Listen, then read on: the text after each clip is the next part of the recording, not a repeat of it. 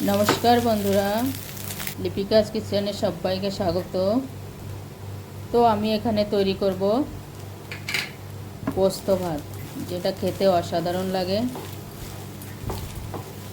अनेक समय देखा जाए झटपट किछु बानाते हबे, हाथे बेशी समय नेই और बाड़ीते तेमन सब्जी टब्जिও आना नेই। এই মুহূর্তে এটা বানানোর জন্য খুবই পারফেক্ট। तो এটাকে আমি কিভাবে তৈরি করব সেটাই আমি দেখাবো। এখানে কিছু উপকরণ আমি নিয়ে নিয়েছি। একটা আলু কেটে নিয়েছি, এক মুঠি মুগফলি নিয়ে নিয়েছি, হাফ কাটুরি পোস্ত বেটে নিয়েছি, দুটো পেঁয়াজ কেটে নিয়েছি, দুটো তিনটে ঝাল কুচি কুচি করে কেটে নিয়েছি, এক মুঠি ধনিয়া কেটে নিয়েছি আর এক প্লেট ভাত নিয়ে নিয়েছি। এটা গোল্ডেন শিলা চাউল। तो এখানে 2 চামচ তেল দিয়ে দিয়েছি একটা ননস্টিকের উপরে। তেলটা যেই গরম হয়েছে একটা শুকনো ঝাল ভেঙে ওটাকে একটুখানি লাল করে নেব। এই সময় গ্যাসটা একদম কম রাখতে হবে। তো যে এক মুঠি মুগফলি নিয়ে নিয়েছিলাম সেটাকে দিয়ে দিলাম। এটাকে একটু ভালো করে ফ্রাই করে নেব।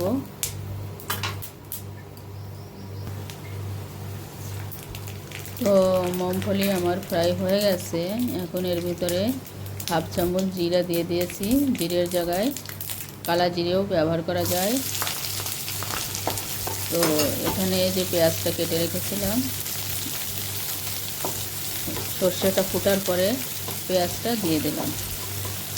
পেঁয়াজটা একটু ভাজা হলে এর ভিতরে আমি যে আলু কেটে রেখেছিলাম আলুটাও দিয়ে দিলাম। এটাও একটু ফ্রাই করব। আলু পেঁয়াজ আর মুগফলি সব একসাথে ফ্রাই করব। একটু নাড়িয়ে চাড়িয়ে তারপরে দিয়ে দিলাম যে 3-4টে কাঁচা ঝাল কেটে রেখেছিলাম ওটাকে দিয়ে দিলাম।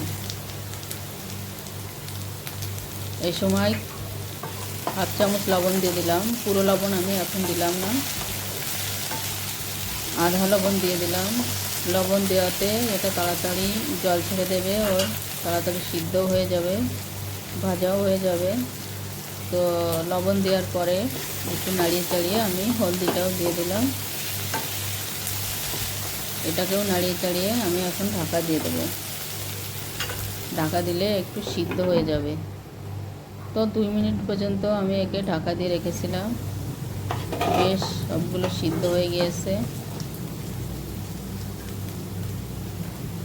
आलूटाও গলে গিয়েছে, বেশ ভাজা ভাজা হয়েছে। এখন আমি ওই ভাতটা ঢেলে দেব। ভাতটা দিয়ে একটু নাড়িয়ে চাড়িয়ে দেব, উল্টিয়ে পাল্টিয়ে ভালো করে নাড়িয়ে চাড়িয়ে দিতে হবে। 3-4 মিনিট পর্যন্ত এটাকে নাড়িয়ে চাড়িয়ে ভাজতে হবে।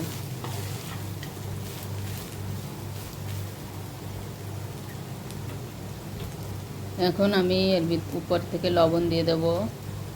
আগেও কিছুটা লবণ দিয়েছিলাম, সেটা মাথায় রেখে এখন লবণ দিতে হবে। লবণ দিয়েও একে আমি আরও 2 মিনিট ভালো করে নাড়িয়ে চাড়িয়ে দেব। এবার যে পোস্তটা বেটে রেখেছিলাম ওই পোস্তটা দিয়ে একে আরও 3-4 মিনিট পর্যন্ত গ্যাসটা কম করে ভালো করে নাড়িয়ে চাড়িয়ে ভাজতে হবে।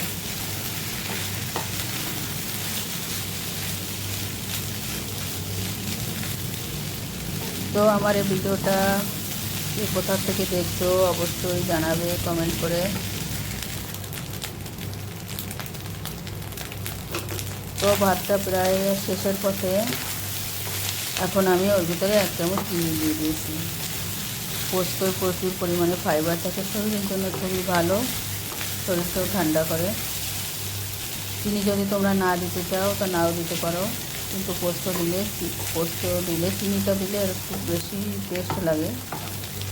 তো আমার রান্না কমপ্লিট। এবার এর উপর থেকে ধনের পাতা দিয়ে দেবো। তো আজকের মতন বিদায় নিচ্ছি, আবার মিলবো আগলে ভিডিওতে। সবাই ভালো থাকো, সুস্থ থাকো।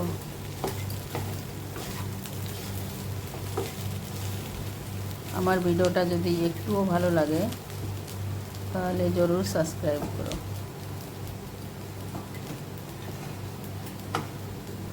তো আজকের মতো ওকে বাই।